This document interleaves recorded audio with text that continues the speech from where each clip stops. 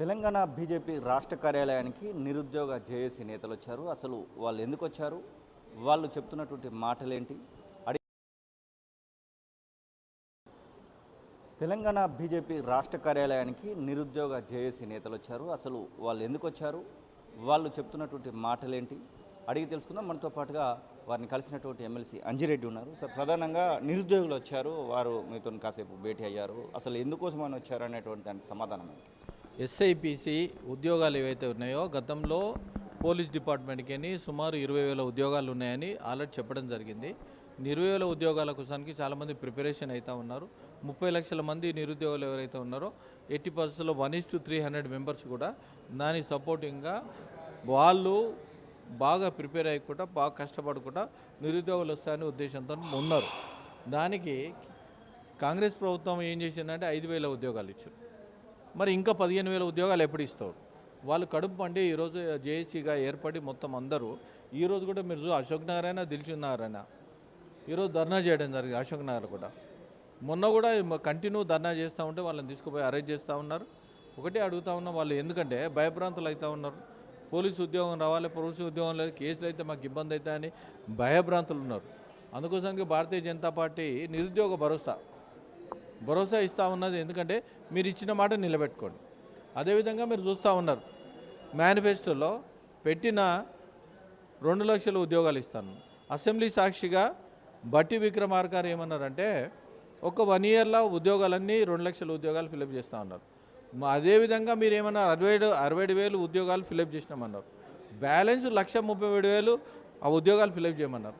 అదేవిధంగా ఎస్ఐపిసివి ఏదైతే ఉందో గతంలో బీఆర్ఎస్ ప్రభుత్వము 10 సంవత్సరాలు ఉద్యోగాలు లేదు, 2.5 సంవత్సరాలు 12 సంవత్సరాలు ఏకదాటిగా వాళ్ళు ప్రిపేర్ అయ్యి 300 మందిని ఎవరిని ఇట్లా టచ్ చేసినా కానీ నేను ఉద్యోగం సాధించుకుంటా అనే రకంగా కాన్ఫిడెన్స్గా ప్రతి ఒక్కరు యువకులు ఉన్నారు. ఇంటికి పోకుండా 10 మంది ఒక రూమ్లో వండుకుంటా 5 రూపాయలు భోజనం చేసుకుంటా ఇక్కడ జిహెచ్ఎంసీ టిఫిన్ చేసుకుంటా వాళ్ళు సాధించడానికి ఉండి వాళ్ళ ఇంట్లో కూడా ఏం చెప్పారంటే నేను ఉద్యోగం సాధించినాకనే ఇంటికి వస్తానే కంకణం కట్టుకొని ఉన్నారు. ఈ కంకణం కట్టుకొని ఉన్నప్పుడు మీరు ఏం చేయాలి? ఈ నోటిఫికేషన్ విడుదల చేసిన తర్వాత కూడా 2 సంవత్సరాలు ఉద్యోగాలు ఫిలప్ చేయడానికి పడుతుంది.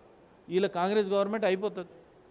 అందుకోసానికే వాళ్ళు ఇచ్చిన డిమాండ్ ఏమైందంటే 2 లక్షల ఉద్యోగాలు ఫిలప్ చేయండి, లేదా ఇచ్చిన ఈ ఎస్ఐపిసి ఏదైతే ఉందో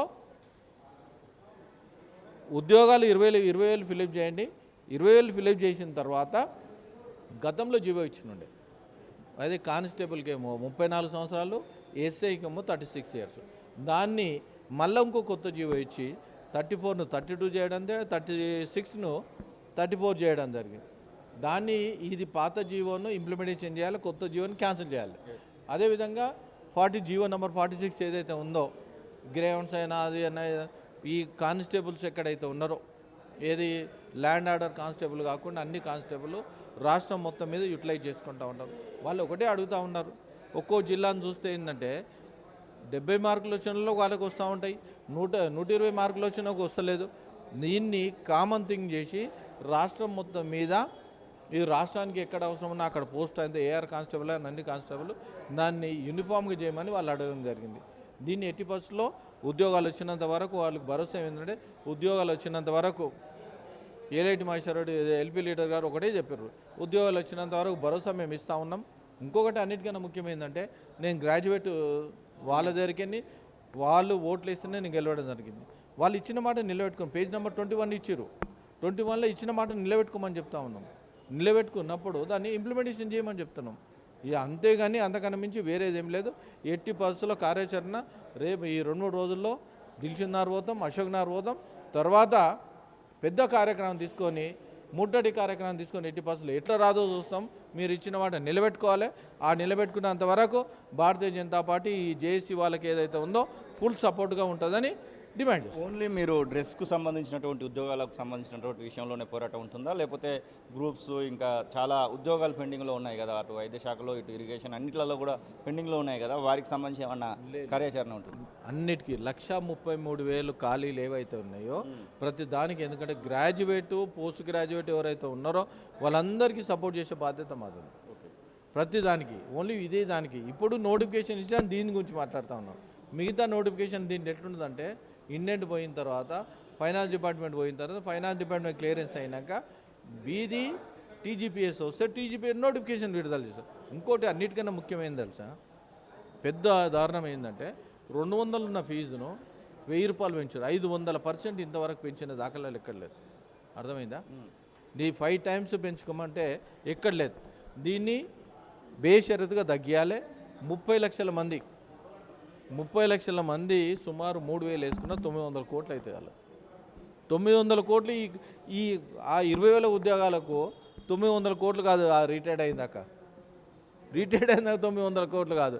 మరి దీన్ని గవర్నమెంట్ అన్ఎంప్లాయ్మెంట్కి డబ్బులు తీసుకొని ఆ ఎంప్లాయ్మెంట్కు వాళ్ళ సాలరీసే ఇస్తుందా? ఒక్కసారి దీనికి జవాబు చెప్పాలి. ఎవరైతే ఉన్నారో ఈ కాంగ్రెస్ గవర్నమెంట్ డిమాండ్ చేస్తూ ఉన్నారు. ఇది ఎమ్మెల్సీ అంజిరెడ్డి చెప్తున్న మాటలు. ఇక నిరుద్యోగుల పక్షాన బీజేపీ పార్టీ కొట్లాడుతున్నటువంటి మాటనైతే వారు చెప్తున్న పరిస్థితి. 100% ఆజార్తో శ్రీనివాస్, తొలి వెలుగు, హైదరాబాద్.